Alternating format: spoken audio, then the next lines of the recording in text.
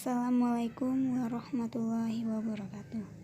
Nama saya Tasya Kamila, NPM 1816021003, kelas reguler A, jurusan Ilmu Pemerintahan, angkatan 2018, Universitas Lampung.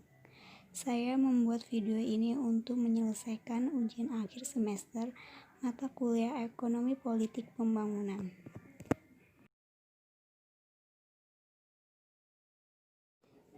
Di sini saya akan menjawab soal UAS Ekonomi Politik Pembangunan.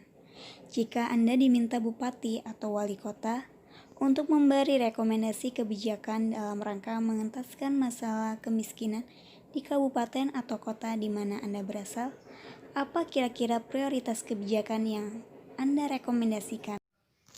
Saya berasal dari Kabupaten Pringsewu. Kabupaten Pringsewu disahkan menjadi kabupaten dalam rapat paripurna DPR tanggal 29 Oktober 2008 sebagai pemekaran dari Kabupaten Tanggamus. Kabupaten ini terletak 37 km sebelah barat Bandar Lampung, ibu kota Provinsi Lampung. Kabupaten Pringsewu terdiri dari 9 kecamatan, 5 kelurahan, dan 126 desa. Pada tahun 2017, jumlah penduduknya mencapai 421.180 jiwa, dengan luas wilayah 625 km persegi, dan sebarannya penduduk 673 jiwa per kilometer persegi. Bila saya diminta oleh Bupati Kabupaten Pringsewu untuk merekomendasikan kebijakan dalam rangka mengentaskan kemiskinan di Kabupaten Pringsewu, maka kebijakan yang saya rekomendasikan adalah sebagai berikut. Rekomendasi kebijakan yang pertama yaitu pembangunan sosial melalui pendekatan individu atau individualis. Mengapa dengan pembangunan sosial melalui pendekatan individu? Dari pendekatan individu ini, bahwa kesejahteraan seluruh masyarakat akan tercapai apabila masing-masing individu dapat meningkatkannya masing-masing.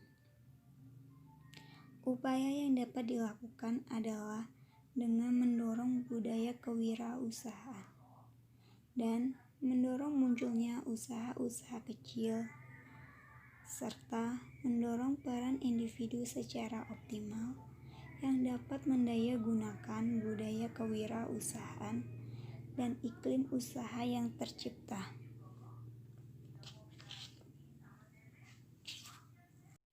Yang kedua, dengan meningkatkan produktivitas pertanian. Mengapa dengan meningkatkan produktivitas pertanian? Karena dengan sektor pertanian yang lebih produktif akan lebih kompetitif dan dapat memperluas produksi, meningkatkan permintaan tenaga kerja di sektor pertanian ini, sehingga meningkatnya kemungkinan untuk keluar dari kemiskinan. Produktivitas pertanian yang baik tidak hanya memenuhi hasil pertanian yang tinggi, namun juga menjunjung kesejahteraan para petani. Untuk meningkatkan produktivitas pertanian, ada 3 upaya peningkatan produktivitas pertanian. Yang pertama, intensifikasi pertanian. Salah satu upaya meningkatkan produktivitas pertanian adalah melalui intensifikasi. Intensifikasi pertanian sendiri merupakan salah satu usaha untuk meningkatkan hasil pertanian yang dilakukan dengan cara mengoptimalkan lahan pertanian yang telah ada. Upaya meningkatkan produktivitas pertanian ini biasa dimanfaatkan sebagai solusi lahan pertanian yang sempit. Pengoptimalan lahan pertanian pun dapat membuat produktivitas lebih optimal.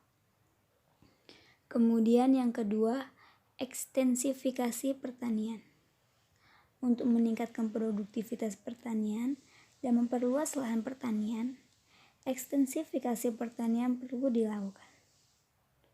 Upaya ini sendiri merupakan usaha meningkatkan produktivitas pertanian dengan cara melakukan perluasan lahan pertanian baru, seperti membuka hutan dan semak belukar, hingga daerah sekitar rawa-rawa.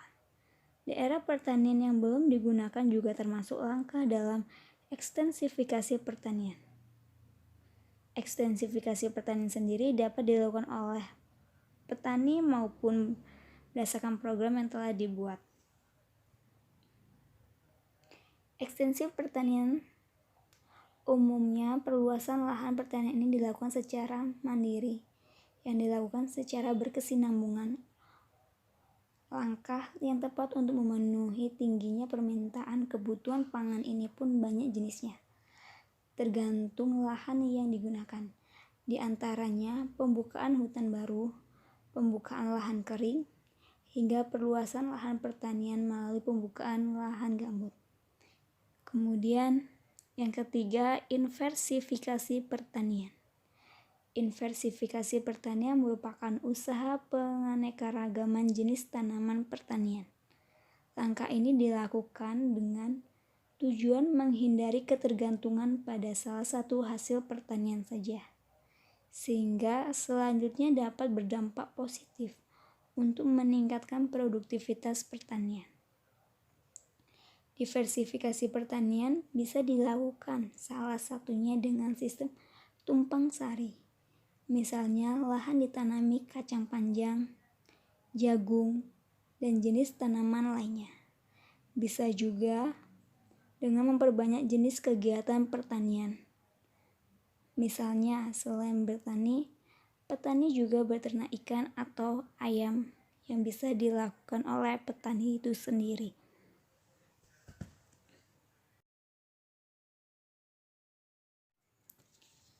Kemudian yang ketiga ada pengembangan sarana dan prasarana transportasi.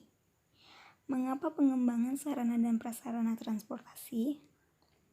Karena dengan sarana dan prasarana transportasi, arus barang dari produsen dapat cepat sampai kepada konsumen dengan lebih cepat dan aman.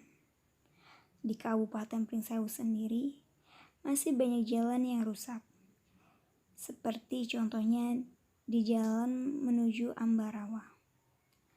Di sana masih banyak jalan yang berlubang yang belum diperbaiki. Untuk itu, jalan harus baik agar perekonomian menjadi lebih baik. Penanganan maupun perbaikan proyek sarana dan prasarana arus perekonomian ini bisa dilakukan dengan cara padat karya, agar mampu mengentas pengangguran, yang kemudian juga akan mampu mengentas kemiskinan.